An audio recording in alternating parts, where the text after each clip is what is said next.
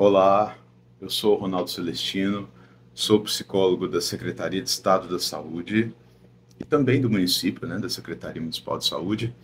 E eu estou aqui hoje, como psicólogo atualmente da Superintendência da Escola de Saúde de Goiás e vou falar com vocês um pouco sobre uma importante soft skill que é a flexibilidade, ou melhor, duas soft skills, a adaptabilidade e a flexibilidade, né, que se complementam, que conversam, mas que não são exatamente as mesmas, né? Nós vamos ver aqui hoje.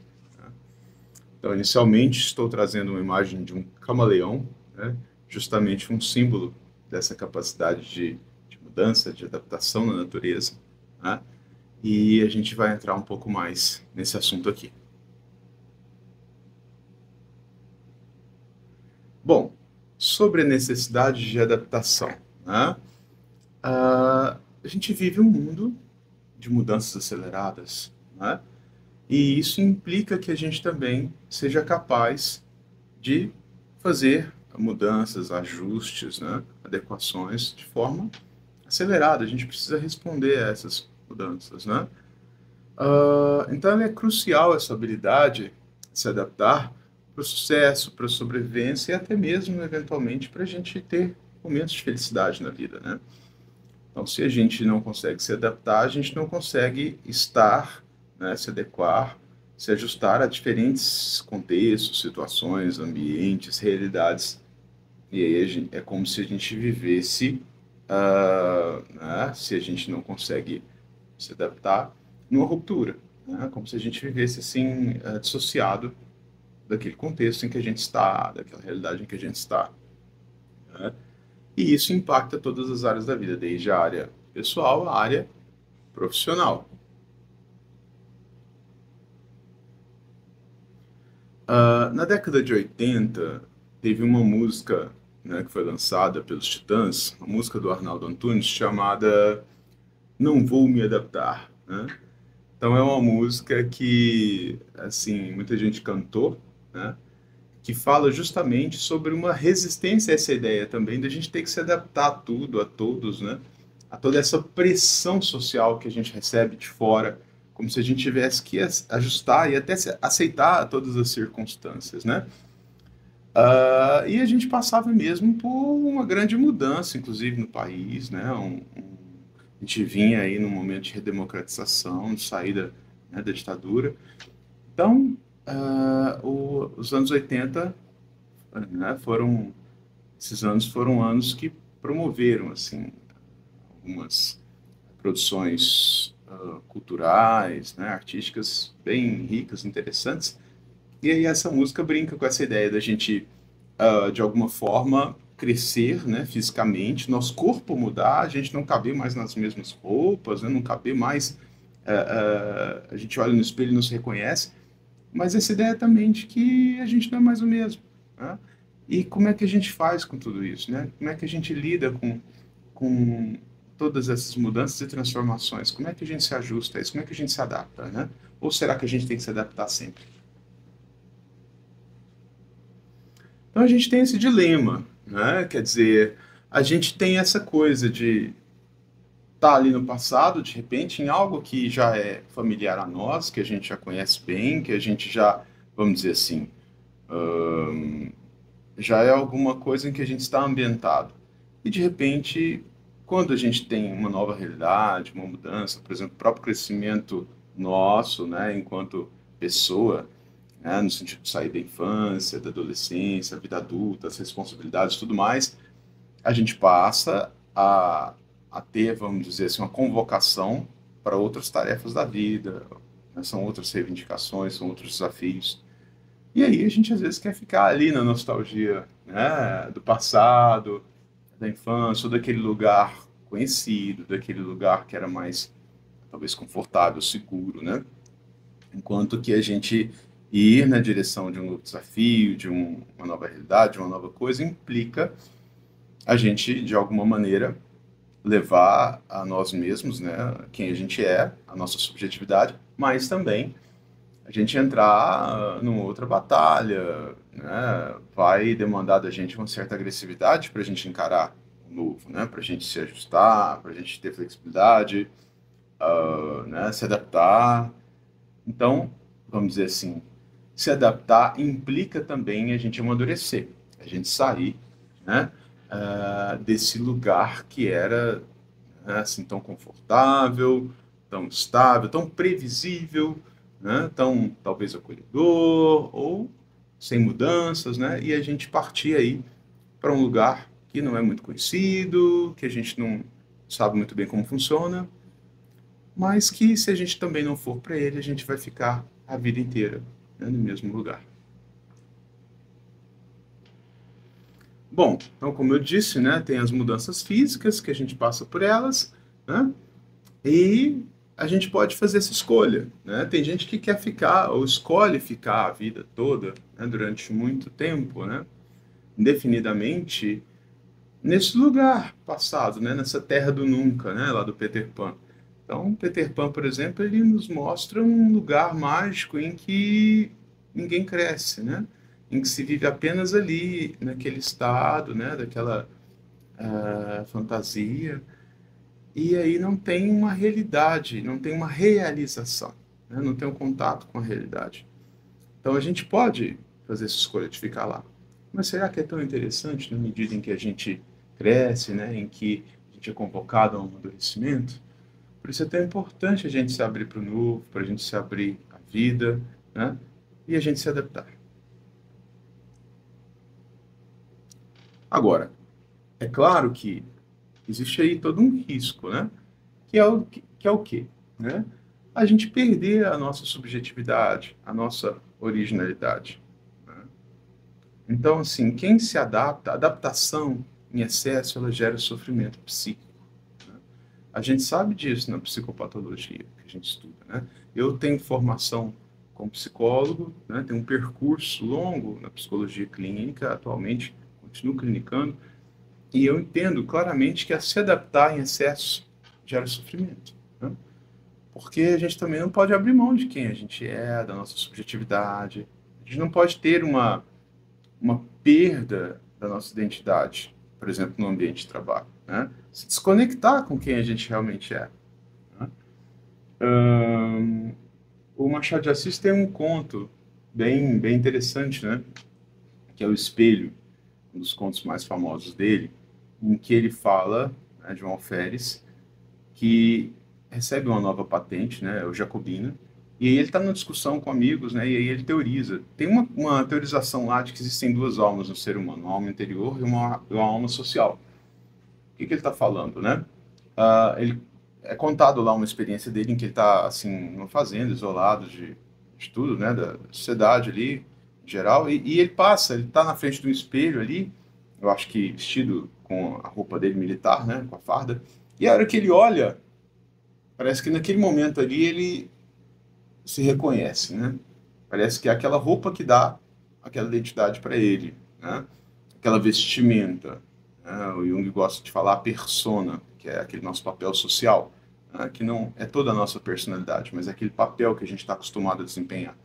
Aí ele olha e ele se reconhece. Ali ele tem uma coisa assim, de que ele se vê. Mas ao mesmo tempo tem uma questão de um vazio, porque parece que ele só se reconhece ali. Ou seja, tem um esvaziamento do ser. Parece que ele só está ali enquanto ele se identifica com aquilo. Né? E aí é um dos grandes riscos, né, da gente colar de repente em algum papel, em alguma função, em alguma coisa, né, e a gente se tornar maquinizado, automatizado, a gente não fazer contato com a nossa subjetividade, a gente se perder. Então, esse é um dos riscos de se adaptar em excesso, né? A gente pode cair num vazio existencial e a gente precisa tomar muito cuidado com isso. Bom, eu acho que é importante a gente retornar lá nos primórdios, né, da nossa vida. Tem um psicanalista inglês chamado Winnicott, que eu gosto muito dele, né, de quem eu gosto muito, que fala, né, que nos primórdios da nossa vida é importante que a gente passe por uma maternagem que ele chamou de suficientemente boa. O que é essa ideia, né, da mãe suficientemente boa? O que acontece é o seguinte, né, quando a gente nasce, ele diz assim, não existe o bebê, propriamente, porque o bebê nunca está sozinho, ele precisa de ter os cuidados de alguém, ou de uma mãe, ou de quem faz a função materna.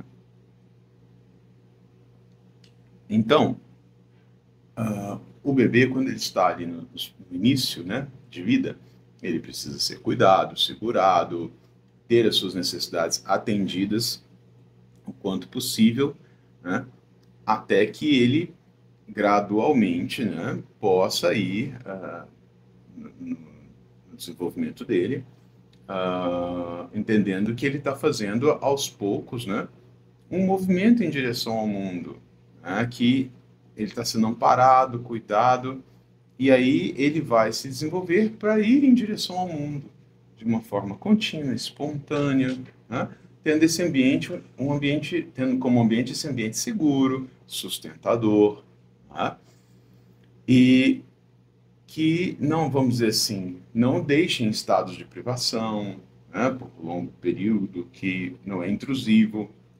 Então, quando ele é cuidado, ele vai se sentindo, primeiro que ele forma o ser dele, né? A gente já não nasce com um eu propriamente, a gente tem um eu, uma formação de ser, quando a gente tem todos esses cuidados que fazem com que a gente se forme como ser, né? E então, na medida em que há um ambiente de sustentação, essa mãe, ou quem faz a função materna, gradualmente vai colocando algumas frustrações para essa criança, ou seja, ele vai deixar de ser atendido em tudo, né, a todo tempo. Então, esse bebê vai começar, essa criança vai começar a entrar em contato com pequenas frustrações, né, com a realidade. E ela vai se dar conta dessa realidade e vai ter que lidar com ela. Então, quando se tem recursos satisfatórios de cuidado, essa pessoa que vai ali enfrentar a realidade, ela passa a ter mais autoconfiança, mais fortalecimento, mais recursos, né? Quando não há esses recursos, esse provimento de uma forma muito satisfatória, há um risco dessa pessoa tomar o mundo como invasor, como ameaçador, e ela ficar numa posição muito defensiva, muito reativa, né? E isso dificulta ela também, por exemplo, lidar com diferentes situações, contextos, realidades, se adaptar. Porque o que ela tem que fazer o tempo todo é se proteger, é se defender, porque desde cedo o mundo não foi um lugar bom, foi um lugar inóspito, um lugar intrusivo, né? Um lugar que a machucou. Então, por isso é tão importante essa sustentação ambiental nos primórdios da vida, um ambiente enriquecedor, um ambiente de cuidados, né? Por isso é tão importante cuidar da primeira infância, porque isso também vai permitir que a pessoa se sinta bem o suficiente a ponto dela poder gradualmente ir para outros estágios, né? Sai daquela dependência absoluta, vai para uma independência relativa, né? Ela sai então desse estado, vai ali um pouco mais, né? Se está ali no colo, de repente ela começa a brincar, ela vai até um parquinho, ela vai até um lugar mais adiante, né? Ela vai aos poucos transpondo os pequenos obstáculos, os pequenos limites, né, que existem ali, né? Então ela já de repente sai ali de um pequeno cercado, vai ganhando espaço, e por mais que ela lide com diferentes situações, ela tem ali aquilo que ela recebeu como estabilidade, né? Como algo que a sustenta e que ela leva com ela mesma, né? E em que ela pode voltar, num momento em que está muito difícil, muito sofrido, ela pode voltar para aquele lugar de amparo, de cuidado, né? Ela pode retornar para aquele lugar internamente. Então é muito importante essa sustentação para que se possa, né, desenvolver também, né, essa habilidade de, na medida em que surge a realidade, os desafios, a pessoa poder se adaptar, ter a flexibilidade, né, para estar em outra situação, enfrentar desafios sem se perder, justamente porque teve uma base mais solidificada, estável, né? A pessoa sabe bem se reconhecer e reconhecer aquele cuidado que ela teve. Isso aumenta a autoconfiança. Bom, como eu estou falando, né? É muito necessário sair desse colo da mãe, desse colo materno, né? Desse colo, desse jardim da infância e ir para o mundo. Eu acho que essa é a tarefa da vida do ser humano, né? A gente não tem que ficar morando a vida inteira na infância, embora seja essencial o infantil estar em nós. A gente não perder contato com a infância em nós, com a capacidade de brincar, com a capacidade lúdica, né? o que não significa que a gente tem que ser, né, ou que devamos ser adultos infantilizados o tempo todo, né?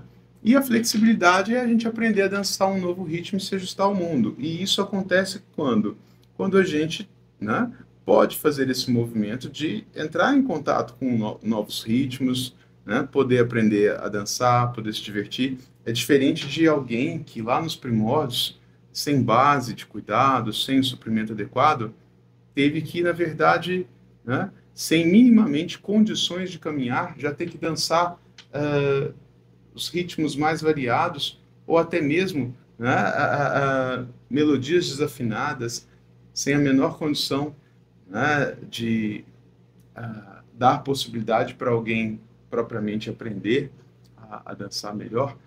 Então, quando a gente tem um ambiente que dá essa sustentação, essa condição, a gente pode aprender novos ritmos. Quando não, a gente, na verdade, mal consegue aprender, porque a gente tem que fazer o que é possível, né? E não há essa possibilidade de se abrir para um novo, né, gradualmente, com um ambiente sustentador. E é isso, a gente não pode, né, como está dizendo aqui o slide, morar nessa infância eternamente. Então, o nosso caminhar ele é na direção do desenvolvimento e do amadurecimento, né? E a gente tem um mundo, né, que a gente chama de VUCA, né? É um mundo, essas siglas são em inglês, né, que tem a ver com vulnerability, uncertainty, complexity e ambiguity, né? Uma ideia assim de que a gente está falando do quê? De uma volatilidade, de uma incerteza, né? A volatility, a volatilidade, a uncertainty, a incerteza, complexity, complexo e ambiguity, ambíguo. Né? O que que é isso? É um mundo de mudanças rápidas e constantes, um mundo incerto, né? Imprevisível, complexo porque a gente tem múltiplas forças e variáveis interconectadas e falta de clareza e significados, né, sobre significados e impactos. Então é um mundo que parece meio confuso mesmo, né? Ele é agitado, ele é rápido, ele é incerto, ele é confuso. E daí a importância da gente não ficar nesse contexto da volatilidade, da incerteza, a gente não ficar, vamos dizer assim, perdidos. A gente poder ter o nosso tempo, entender que o nosso tempo é pessoal, se conectar, se contactar conosco, né? E poder, vamos dizer assim, lidar com a realidade de uma forma em que a gente consiga também atribuir as nossas significações, fazer a nossa leitura de mundo, fazer a nossa leitura social, sem a gente ficar na ambiguidade, né? Complexidade, ela existe mesmo, né? E a gente vai ter que lidar com ela. Inclusive, a gente fala até de um mundo pós-pandemia, né? De um mundo que não é mais VUCA, já é BANI, né? BANI seria as siglas para Brittle, Anxious, Non-Linear e, além de non-linear, é incomprehensible.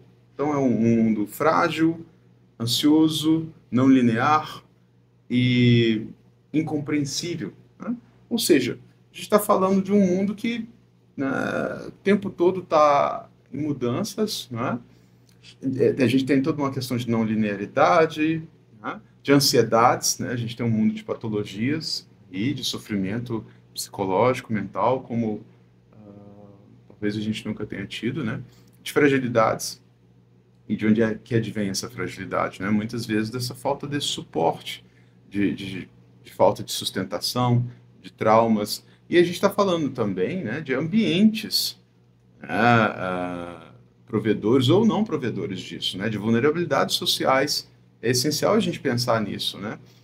Porque a gente, às vezes, coloca toda essa responsabilidade, agora virou uma onda disso, né? Eu acho que o livro Rapicracia, ele faz essa crítica de uma forma muito contumaz, né? De que a gente acaba fazendo todo um elogio da autorregulação como se fosse a única coisa que faz com que a gente conseguisse dar conta das nossas adversidades. Não, a gente tem ambientes de muita disruptura, de muito sofrimento, ambientes muito destrutivos. Aí a gente precisa oferecer ambientes sociais sustentadores do ponto de vista emocional, né? De enriquecimento, de possibilidades de desenvolvimento de saúde mental, né? A saúde mental está muito interconectada com isso. Porque se a gente não tem saúde mental, a gente, como é que a gente pode se adaptar? Como é que a gente pode ser flexível, né? Se a gente está num nível de adoecimento grave, num sofrimento psíquico mais agravado, né? Então, a gente acaba não tendo recursos. Então, é essencial a gente ter esse, vamos dizer assim, todos esses cuidados para que a gente possa ter recursos para isso, né? Claro que a gente pode desenvolver capacidades de se autorregular, né, e aí a gente pode buscar recursos como terapia, por exemplo, né, meditação, né, mindfulness, mas a gente precisa também olhar para o ambiente que a gente vive, ou que é oferecido para as crianças, por exemplo, né, para os adolescentes, porque sem esses ambientes sustentadores, né, como é que pode haver a possibilidade de você ser capaz de se adaptar, de ser flexível, né? Os ambientes vão te engolir. E assim, uma coisa essencial da infância, que a gente traz da infância, de uma infância que a gente chama de saudável, né, que o Winnicott fala, é que assim, o bebê quando ele está ali, naquele início de vida dele, ele não sabe diferenciar o que é o mundo interno, o mundo externo, para ele é uma coisa só. Gradualmente ele vai reconhecendo que tem alguém que cuida dele, que tem um mundo ali fora, mas que fica uma coisa um pouco, vamos dizer assim, não está muito claro o que é interno, o que é externo, né? Então ele passa a ter algum brinquedinho ali que ele pega, né? Alguma coisinha que ele gosta ali de ter com ele, e aquilo ali parece que faz como que uma ponte entre o mundo interno e o mundo externo, né? E aí o brincar, né? Na medida em que a criança aprende a brincar, faz ela ficar ali nessa conexão com esse mundo interno, dentro desse mundo externo que é a realidade. O Winnicott chama isso de um espaço potencial, né? É um espaço ali em que há toda uma capacidade de você viver uma realidade ali inventada, né? Em que transita-se por ela, né? Tanto com o mundo interno e com parte do mundo externo. Ou seja, isso é muito saudável para que você possa também não viver o tempo todo de realidade, mas para que você também possa criar, inventar, reinventar, né? Essa coisa que o Chico Buarque fala, né? Agora eu era herói, né? E o meu cavalo só falava inglês. Essa ideia da gente poder viver o lúdico, viver a brincadeira, poder inventar coisas novas, né? Então, o lúdico, ele tem essa importância no mundo do trabalho, né? A flexibilidade, né, tem muito a ver com o lúdico. O lúdico nos ajuda a ser flexíveis e nos adaptar a novos desafios. Ou seja, quem não brincou na infância dificilmente vai ter uma capacidade de ser flexível, vai desenvolver a capacidade de ser flexível.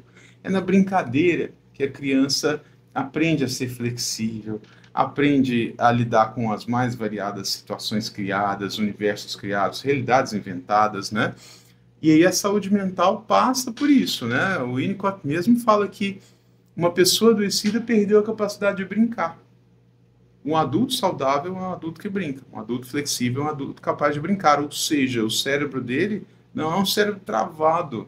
Não é o cérebro de uma criança que brinca, que é capaz de brincar, é um cérebro flexível. E nós adultos que não brincamos, ou aqueles adultos que não brincam, são adultos enrijecidos, né? Então a criatividade, ela está totalmente interconectada, né, com a flexibilidade, né, com essa capacidade de se adaptar. Então brincar é também isso, né, de, vamos dizer assim, reinventar a realidade que a gente vive, sair do que é previsível, né? Fazer de um outro modo, né? Então, brincar é muito saudável. E brincar no ambiente de trabalho, né, no sentido assim, de levar o lúdico para o ambiente de trabalho, tem a ver com essa ideia de a gente não ficar na coisa ranzinza, rígida, né, dura, naquela coisa assim, vamos dizer assim, parece o chumbo na dureza da coisa, né?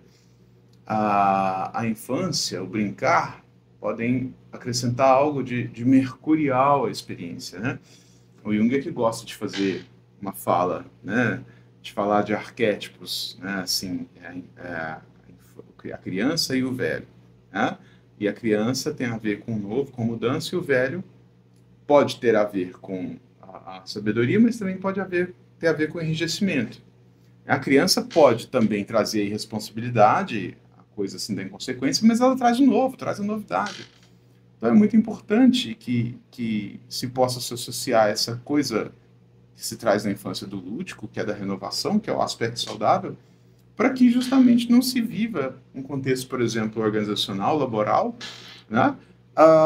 Envelhecido no pior sentido, caduco, enrijecido, né? Em que não se pode fazer nada diferente, não se pode, por exemplo, pensar fora da caixa, né? Ou coisas do gênero. E aí eu acho que é uma perspectiva, principalmente de líderes, assim, né, de total falta de adaptabilidade, de flexibilidade, né? Tudo tem que ser o mesmo o tempo todo, em qualquer lugar. Então, líderes adaptáveis, né? Quando a gente fala de líderes adaptáveis, eles melhoram os ambientes de trabalho, né? A Carol Dweck, por exemplo, né, uma psicóloga americana, que ela fala da importância sobre essa mentalidade de crescimento, né? E ela fala dos mindsets, né, que são as mentalidades que têm um mindset fixo de crescimento. No mindset fixo, tudo deve ser igual. Essa é a ideia de que você já nasce com um talento, que você não desenvolve, que você não aprende, que a crítica ela não é bem-vinda. Então, né, essa pessoa com mindset fixo, ela não gosta de crítica. Então, ela gosta de fazer só o que ela já sabe, ela gosta só de receber elogio, né? Ela acha que tem que ser tudo do mesmo jeito porque está funcionando. Enquanto que a pessoa de mindset crescimento, ela sabe receber um feedback, ela entende que receber uma fala pode ser uma oportunidade dela se aprimorar, ela sabe que não é só o talento, né, não é só essa habilidade que você de repente tem que te garante um sucesso, por exemplo, você precisa se dedicar, você precisa se esforçar, né? E fracassos são vindos como coisas, são vistos como coisas bem-vindas, no sentido de que são oportunidades para você se aprimorar, para você aprender, justamente para você ver a sua capacidade de se adaptar a uma nova realidade, a uma circunstância, fazer melhor, fazer diferente. A pessoa de mentalidade fixa, ela não consegue se adaptar, porque ou é do jeito dela ou não é, né? E aí é uma coisa que fica enrijecida. E vejam que toda adaptabilidade necessita de flexibilidade. Mas nem sempre uma pessoa flexível significa que ela consegue, né, se adaptar. Por quê? Porque a adaptação ela é uma capacidade mais ampla, né? Você se adapta a diferentes circunstâncias e ok. A flexibilidade, você pode ser flexível, às vezes, num determinado ponto, numa determinada circunstância, mas se manter mais rígido em outras, né? Então, a adaptabilidade ela é uma capacidade mais ampla de você fazer ajustes, né? De você aprender coisas novas, de você poder, né, estar em outros ambientes, aceitar novos desafios e, de preferência, sem abrir muito mão da sua autenticidade, da sua espontaneidade, se preservar enquanto pessoa. E aí, quando a gente fala de flexibilidade cognitiva, a gente está falando, né, de um aumento da nossa capacidade de fazer associações. Como é bom a gente ser flexível cognitivamente. Uma das piores coisas para a inteligência emocional é a gente ser inflexível cognitivamente. A flexibilidade cognitiva permite que a gente possa fazer novas associações, ter novos aprendizados, destravar o cérebro, né? Como diz o Norman Doidge lá no Cérebro que se Transforma, né? Ele é um neuropsicanalista, o Norman Doidge, ele fala muito bem sobre isso, né? Quer dizer, a gente precisa destravar o cérebro, né? Se a gente fica inflexível, o nosso cérebro fica travado, a gente não forma novas conexões, né? Novos circuitos sinápticos, né? Então a gente fica sempre ali no cérebro, na mesma circuitaria, no mesmo caminho, no mesmo jeito, sabe? Aquela pessoa previsível, aquela pessoa sem graça, aquela pessoa assim que parece um relógio, né? No sentido assim de que você sempre sabe o que vai acontecer, como que ela vai agir, né? Quer dizer, você não pode esperar nada de novo, nada de muito interessante. E eu não estou falando só em contexto de trabalho, né? Pensem na vida, pensem nos relacionamentos, né? Alguém que é sempre igual. Isso é praticamente insuportável, né? Então, para a gente desenvolver novas habilidades, por exemplo, para a gente, né, abrir para essa flexibilidade, dar um susto no nosso cérebro, por exemplo, pode ser interessante a gente aprender um novo instrumento, né? Um instrumento, ou até outro, se você já tocar algum, um outro idioma, conviver com diversidade, com quem pensa diferente de você, né? Hoje a gente vive numa bolha, ainda mais as pessoas nas redes sociais, né? Elas só conversam com as pessoas que pensam igual, só pode ser comentado no post dela quem comentar igual, quem pensar igual. Então a gente vive bolhas, né, na realidade atual. E bolhas são um jeito da gente voltar para onde? Lá para o infantil, lá para aquele ambiente seguro, estável, né, em que tudo estava ali previsível, aqueles cuidados que a gente recebeu. Então, se a gente não fura bolha, a gente não se torna flexível, né?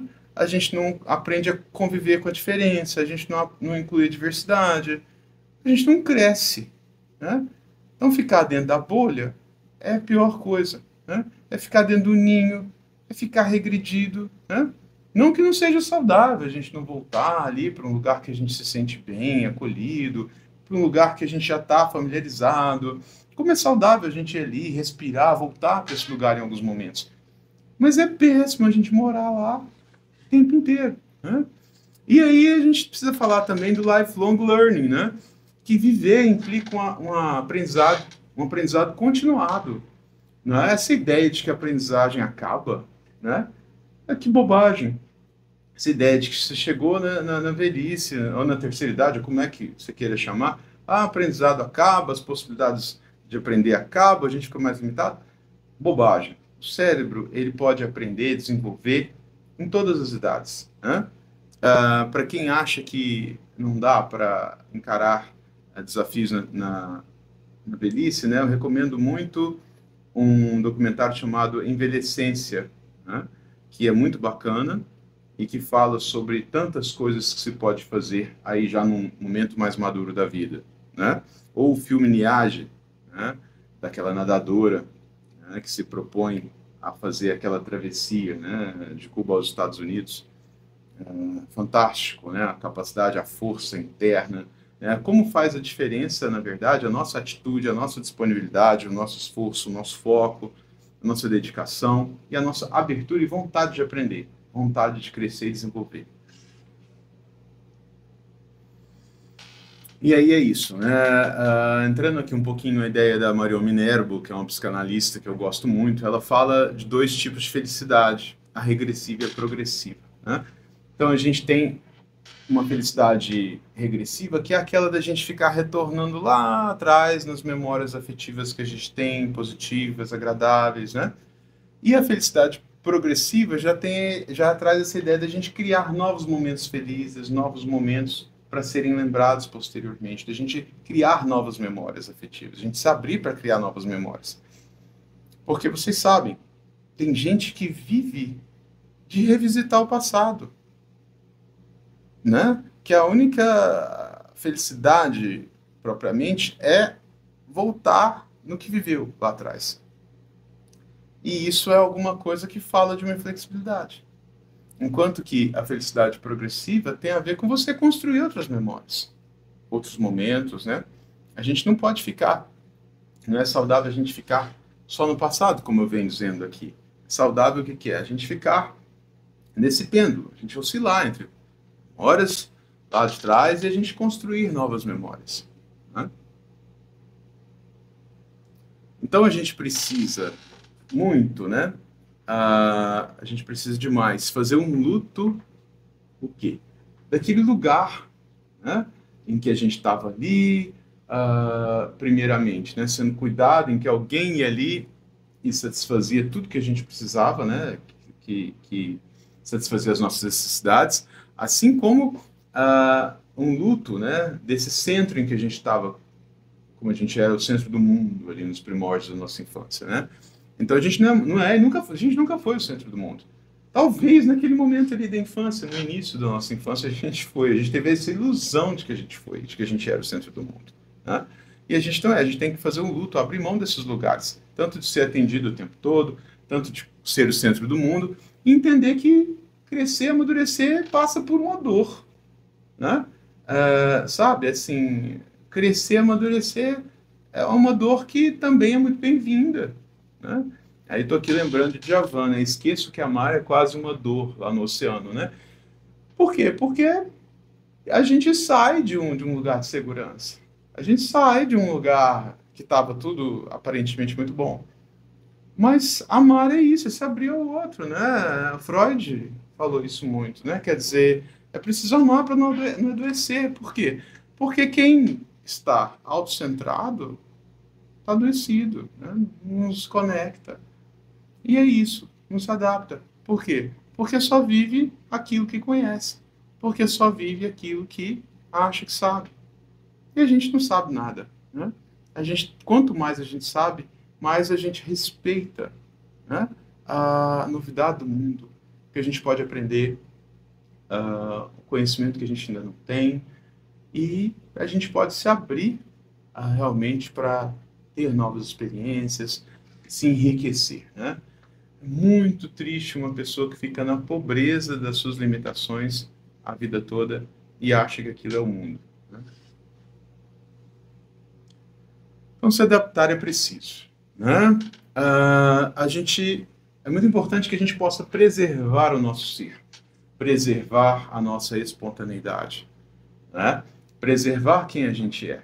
A gente se adaptar não é a gente, né, abrir mão disso. É muito importante que em algum nível a gente consiga preservar isso da melhor maneira. E aí, é claro, tem contextos, tem trabalhos, por exemplo, em que o nível de ansiedade da gente pode aumentar muito, que podem ser muito adoecedores, que podem provocar burnout. Então, a gente precisa também de ambientes com pessoas, com lideranças que entendam que é muito importante que a gente possa se preservar enquanto pessoa, no sentido de a gente poder ser quem a gente é, né? Não adianta só achar que as pessoas é que devem desenvolver habilidades, sem entender que o ambiente também precisa propiciar o desenvolvimento dessas habilidades, né?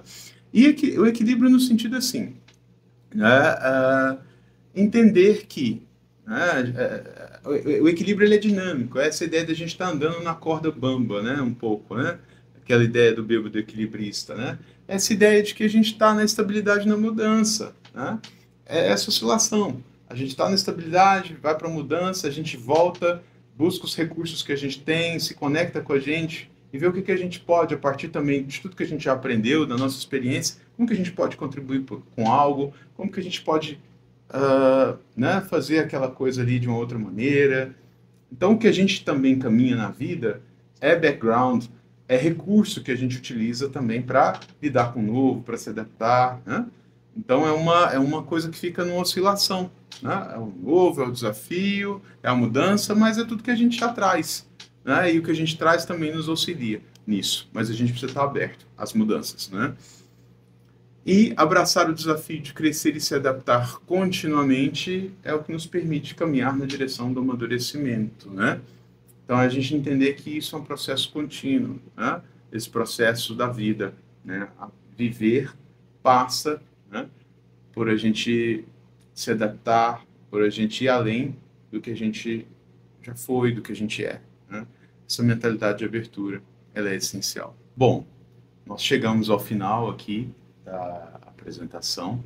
Eu agradeço a vocês por terem assistido a minha fala e desejo a cada um uma ótima jornada de vida e que vocês possam estar sempre abertos ao aprendizado e ao amadurecimento, né? A se adaptarem e a serem flexíveis na vida. Mais uma vez, obrigado e até mais.